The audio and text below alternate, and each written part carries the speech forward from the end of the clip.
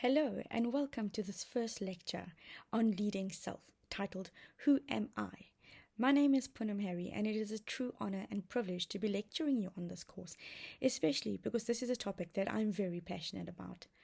I truly believe that knowing who you are is the beginning of everything. That old cliche of putting your own mask on first before helping a fellow passenger rings true, as I can attest to in my own life. So before we start, I want you to just take a moment and think. Most of you are in your third year. Some of you will be graduating this year. And in all that time, you should now be between 18 or 20. Have you ever thought or wondered, who are you? Who am I?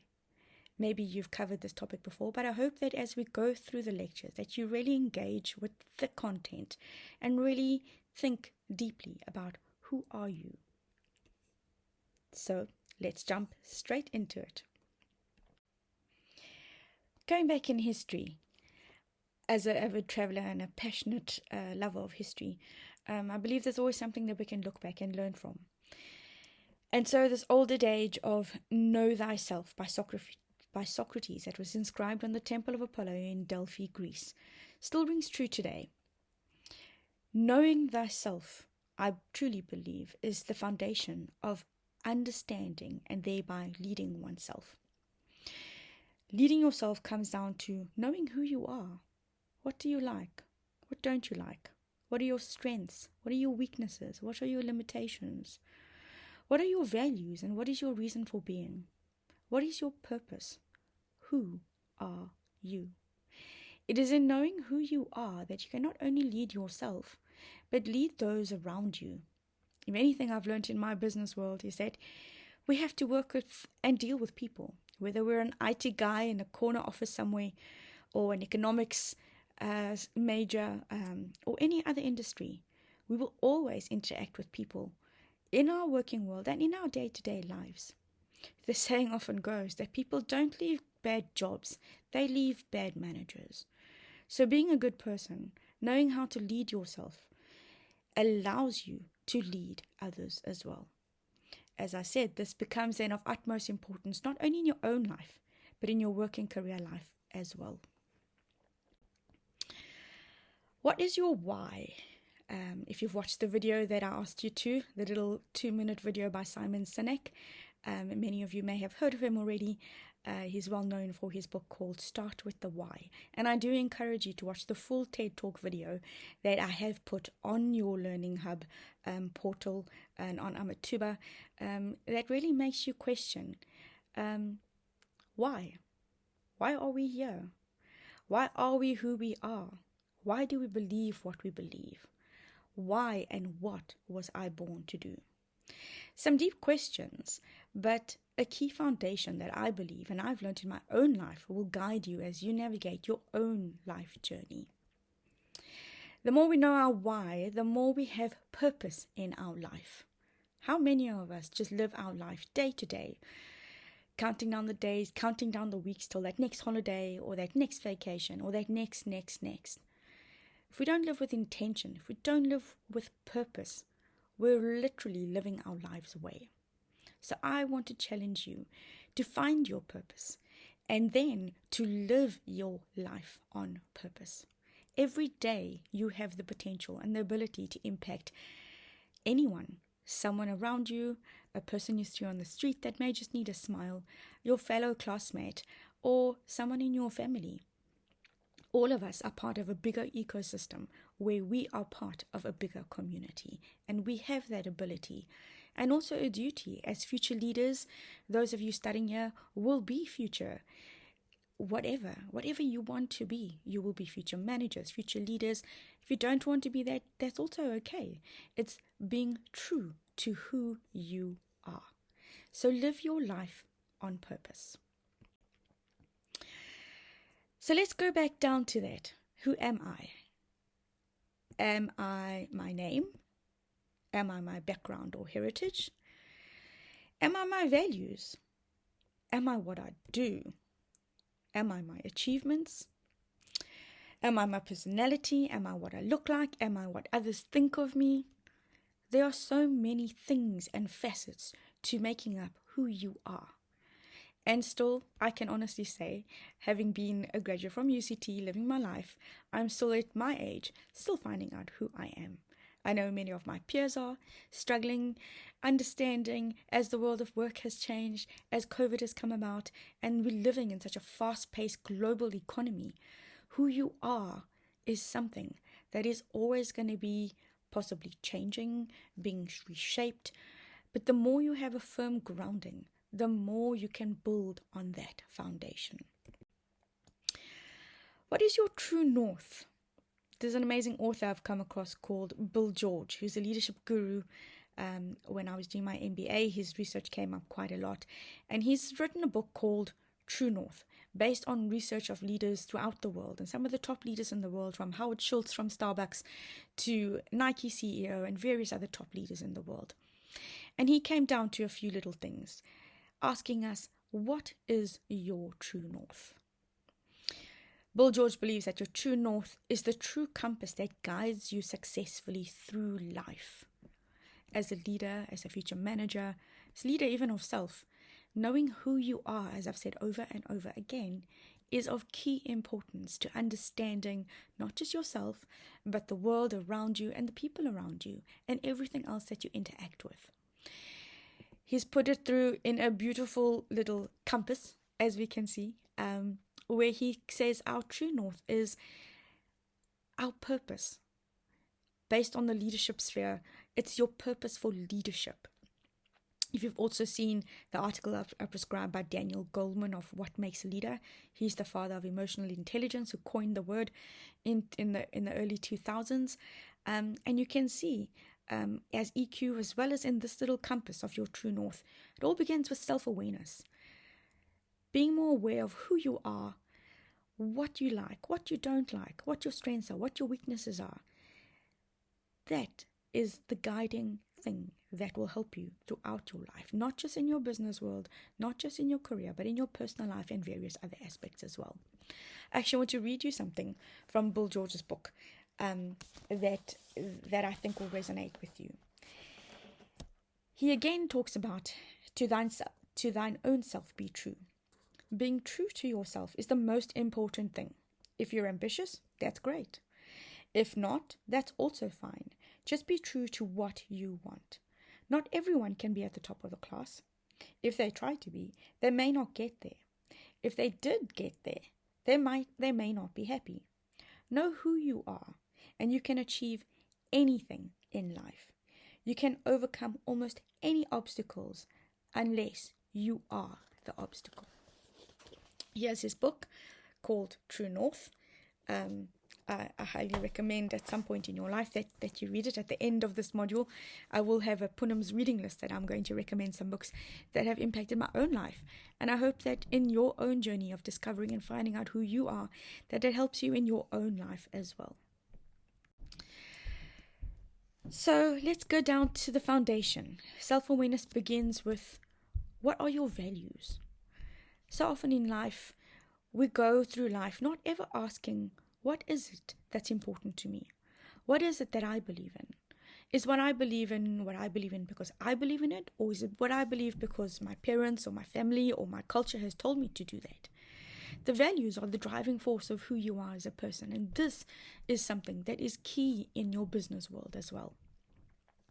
Your values then, as a definition, are the personal choices you make about what's important to you. And as I said, this will impact every part of your life, whether in your business world, in your personal life, in your relationships. Knowing what is important to you is going to be the key defining factor to let you know, is this the person I want to be? Is this the type of behavior that I want people to know me for? And so the iceberg, we all know about the iceberg, about what you see on the top is so little down to what is below. And so at the top part of the iceberg, in this case, it is our conduct. And underneath all of that, the things that we can't see, it all is pinned down based on your values. So you need to ask yourself, is what you do and say the same thing? Do you say, I don't believe in lying or cheating or stealing, and then your conduct does something else, where you are the first to tell that little white lie or take that little thing that doesn't belong to you? the more aware and self-alert you are as a person and as a leader, the conduct gets to the point where it's now aligning with the values and who you are. The values are the foundation of who you are as a person. Some things you can ask yourself are, what are my real values and principles? And this is what I'm saying. Is what you believe in because you believe in it, or because someone else has told you to believe in it? And is what you do and what you say the same thing? And does it show to everyone I meet and everywhere I go? So ask yourself, if I'm not in the room, what are people going to say about me? And is what they say about me what I believe that I truly am? This is what your values allow you to do. A mission. Many of us who've come across companies and various other institutions knows that a company is made up of a vision and a mission and values. And how often do any of us ever think of having a personal mission statement? I know, having gone through a UCT business degree, having gone through an MBA business degree, at no point did I ever come across this concept of a personal mission statement of what is it that I believe? What is the thing that I want to do on this earth and on this planet in my lifetime? A personal mission statement, then, is a powerful tool that can help you stay focused on your values, passions, goals, and guide you through life. I always like to look at people around me, people I admire, to see what are they doing. And when I came across this amazing book called 5, where it really makes you go down to, where will you be in 5 years from now? It made us look at, what about you as an individual? What are your values? What are your mission? What is your mission statement that you choose to live by? So looking at some inspiration from elsewhere, I think many of you may know these people. We've got there first, the very famous Walt Disney. And his mission in life was to make people happy. I'm sure we can agree that he has done that. If any of you ever had the opportunity or the fortunate ability to have gone to any of the Disney World or Disney parks, you know what the feeling it is that you get. If you watch a Disney movie, if you look at any of the Disney products, Walt Disney's mission is still alive today. Steve Jobs, his mission was to make a contribution to the world by making tools for the mind that advance mankind. How many of you own an Apple product? As I'm recording this, I'm on an Apple Mac. I was someone who always thought, it's just a brand, it's just a fad.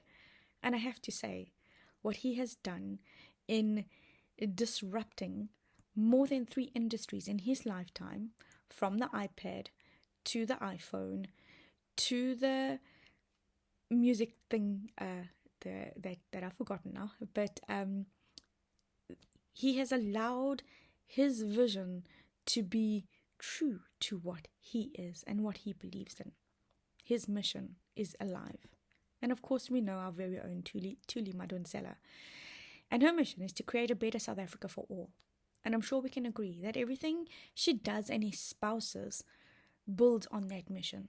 What she's done in her lifetime and continues to do ensures that she is keeping to her mission of life. And so I want to ask you, are you the type of person who wants to stay still and go through life, not grow through life? And if that is what it is, that is truly okay. As I read earlier from Bill George's book, be true to who you are. So if you want to be a street sweeper for the rest of your life, as Robin Sharma says, then be the best street sweeper that you can be. Be the Picasso of street sweepers, but be true to who you are. And if you are someone that is willing to grow, then I encourage you to build yourself up, that you challenge yourself every day, every opportunity you get. Go from that comfort zone where we feel safe and comfortable. And it's hard. It's getting hard out of that comfort zone. You go into the fear zone. But once we're out of there, we realize that there's so much that we can learn. And then we get to the growth zone. So if you look at that little image there on the side, we've got the fixed mindset and the growth mindset. Who are you going to be? But whatever you do, make sure that you're true to who you are and true to yourself. As leaders, and someone who is possibly going to be a future manager or whatever you are going to be in your life. People who are successful have been shown over and over again to have the opportunity and the ability to have a growth mindset. And so, as we came to the end, towards the end part of this lecture, I want to encourage you, and I want to inspire you to say, think about who you are as a person. Think about who you want to be as a person, who you want to be as a type of a leader. You have the choice to be the next Oprah, or you have the choice to be the next Trump, or the Mandela, or Africa's next big man, as that image there. Who do you want to be? How do you want to be remembered? What is the legacy that you want to leave?